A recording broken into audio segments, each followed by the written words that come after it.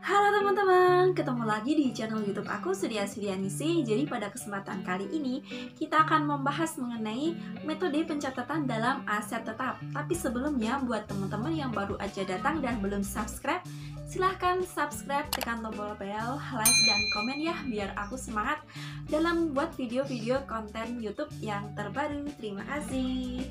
Sudah subscribe teman-teman? Oke, lanjut kita bahas langsung aja ya mengenai pencatatan aset tetap. Dimulai dari pengertian aset tetapnya terlebih dahulu. Nah, aset tetap, menurut teman-teman apa sih itu aset tetap? Silahkan komen di kolom komentar.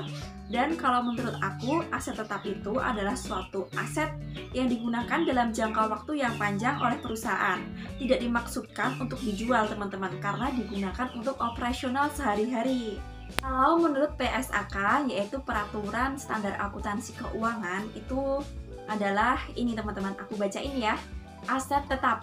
Aset tetap menurut PSAK 2004 adalah aktiva yang berwujud yang diperoleh dalam bentuk siap pakai atau dengan dibangun terlebih dahulu yang digunakan dalam operasi perusahaan dan mempunyai masa manfaat lebih dari 1 tahun. Jadi itu ya teman-teman, aset tetap itu adalah harta yang berwujud di dalam perusahaan untuk operasional perusahaan, bukan dimaksudkan untuk dijual.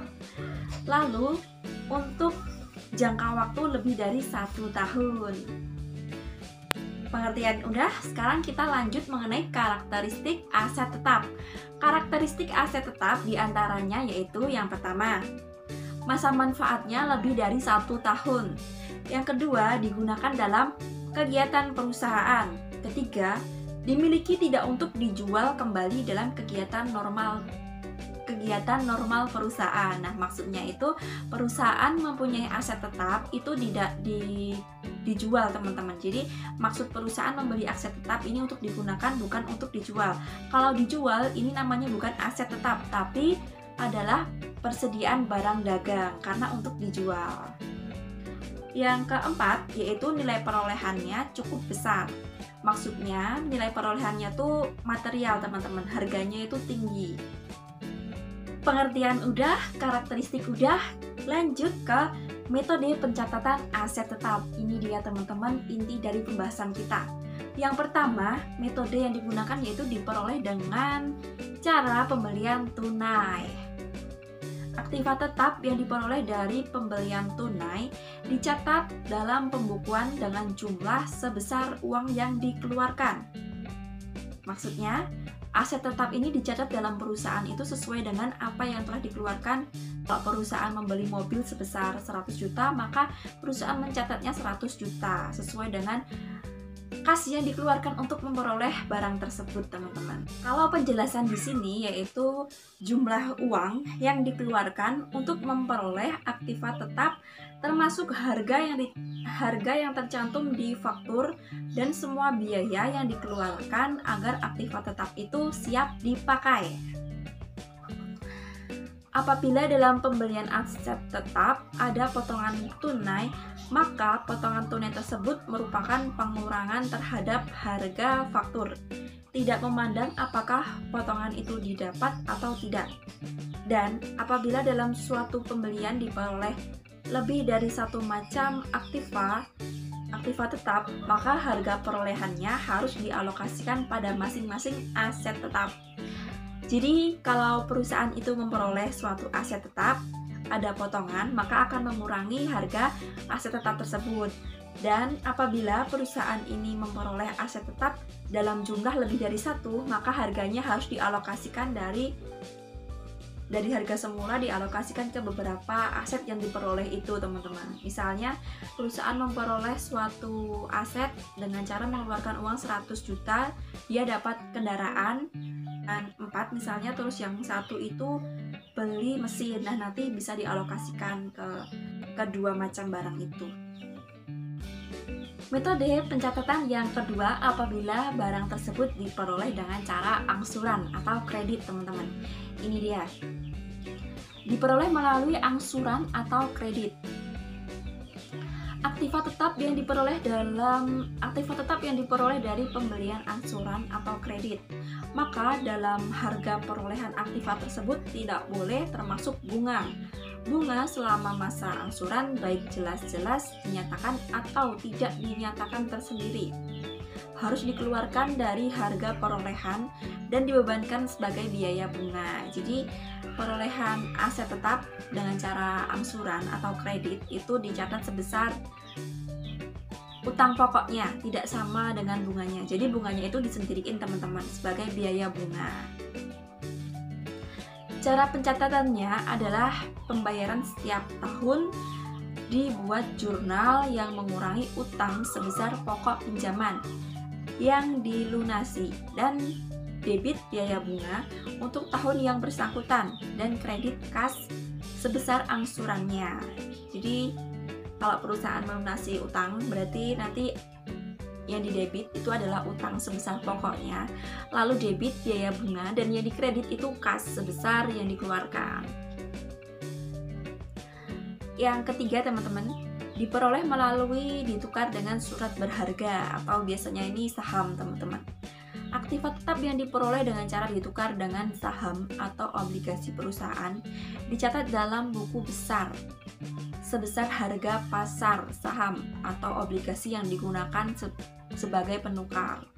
Apabila harga pasar saham atau obligasi itu tidak diketahui, maka harga perolehan aktiva tersebut ditentukan oleh harga pasar aktiva tersebut. Nih, apabila harga pasar surat berharga dan aktiva tetap yang ditukar tidak diketahui, maka dalam keadaan seperti ini nilai pertukaran ditentukan oleh keputusan pimpinan teman-teman. Pimpinan perusahaan, nilai pertukaran ini dipakai sebagai dasar pencatatan harga perolehan aktiva tetap dan nilai-nilai surat berharga yang dikeluarkan.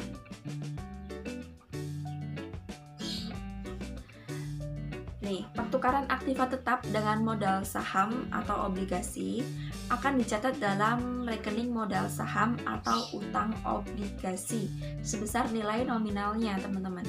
Selisih nilai pertukaran dengan nilai nominal dicatat dalam rekening agio kalau untung, dan kalau rugi namanya disagio saham, gitu teman-teman. Metode pencatatan yang keempat, apabila aset tetap tersebut diperoleh dengan cara ditukar dengan aset lain. Nih, diperoleh melalui cara ditukar dengan aktiva tetap yang lain atau trade-in. Pembelian aktiva tetap dilakukan dengan menukar atau tukar tambah. Aktiva lama digunakan untuk membayar aktiva baru, baik seluruhnya atau sebagian, di mana kekurangannya akan dibayar secara tunai.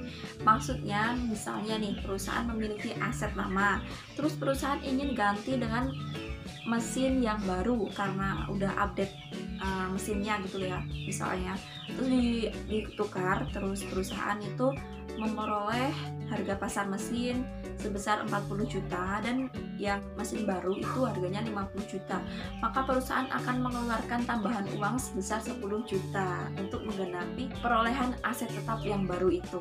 Jadi nanti pencatatannya itu aset yang baru, debit aset baru, yaitu dari penjumlahan nominal aset lama ditambah dengan kas yang dikeluarkan. Tadi kan 50 juta, maka mesin baru 50 juta, lalu kredit mesin lama sebesar 40 juta, dan kredit lagi adalah kas sebesar 10 juta teman-teman. Lanjut lagi teman-teman, yang kelima yaitu apabila aset tetap tersebut diperoleh dengan cara melalui hadiah atau donasi. Ini dia teman-teman. 5. Diperoleh dari hadiah atau donasi. Aktiva tetap yang diperoleh dari hadiah atau donasi, pencatatannya bisa dilakukan menyimpang dari prinsip harga perolehan. Ini penjelasannya teman-teman. Untuk menerima hadiah seringkali juga dikeluarkan biaya, namun biaya-biaya tersebut jauh lebih kecil dari nilai aktiva tetap yang diterima. Biaya aktiva tetap dicatat sebesar biaya yang sudah dikeluarkan, maka hal ini akan menyebabkan jumlah aktiva dan modal terlalu kecil. Juga beban depresiasi menjadi terlalu kecil. Untuk mengatasi kejadian ini, maka aktiva yang diterima oleh perusahaan sebagai hadiah dicatat sebesar harga pasarnya. Depresiasi atau penyusutan aktiva tetap yang diterima dari hadiah dihitung dengan cara yang sama dengan aktiva tetap yang lain. Nah, maksudnya aktiva tetap jika diperoleh dari hadiah atau donasi, maka akan dicatat sebesar harga pasarnya, teman-teman, dan didepresiasi sesuai dengan aktiva yang lain gitu. Lanjut lagi teman-teman, yang terakhir nih. Ya, ini yang terakhir teman-teman, yaitu yang keenam, diperoleh dari aktiva yang dibuat sendiri. Jadi aktiva tetapnya itu dibuat sendiri, teman-teman. Semua biaya yang dibebankan untuk pembuatan aktiva seperti bahan, upah langsung, dan factory overhead langsung, serta biaya factory overhead tidak langsung. Jadi semua itu dikumpulkan menjadi satu untuk mengakui adanya pembuatan aset tetap. Ada dua cara untuk membebankan biaya factory overhead, yaitu ada dua. Yang pertama, kenaikan biaya factory overhead yang dibebankan pada aktiva yang dibuat. Yang kedua, biaya factory overhead dialokasikan dengan tarif untuk pembuatan aktiva dan produksi, teman-teman. Jadi itu teman-teman mengenai pencatatan aktiva tetap. Ada 6. Yang pertama, jika aktiva tersebut diperoleh secara tunai. Yang kedua, jika aktiva tersebut diperoleh dengan cara angsuran atau kredit, maka biaya bunganya itu tidak termasuk ya teman-teman. Lalu yang ketiga, diperoleh dengan cara ditukar dengan aktiva lama. Yang keempat, diperoleh dengan cara ditukar dengan aset yang lama. Yang kelima, diperoleh dari hadiah atau donasi. Dan yang terakhir yaitu nomor 6, dibuat sendiri, teman-teman. Oke teman-teman, jadi itu dulu yang dapat aku sampaikan. Apakah ada pertanyaan? Jika ada pertanyaan, silahkan tulis di kolom komentar. Karena yang aku jelasin ini mungkin kecepatan atau kurang jelas, silahkan komentar ya teman-teman. Dan kurang lebihnya mohon maaf. Wassalamualaikum warahmatullahi wabarakatuh. Dadah.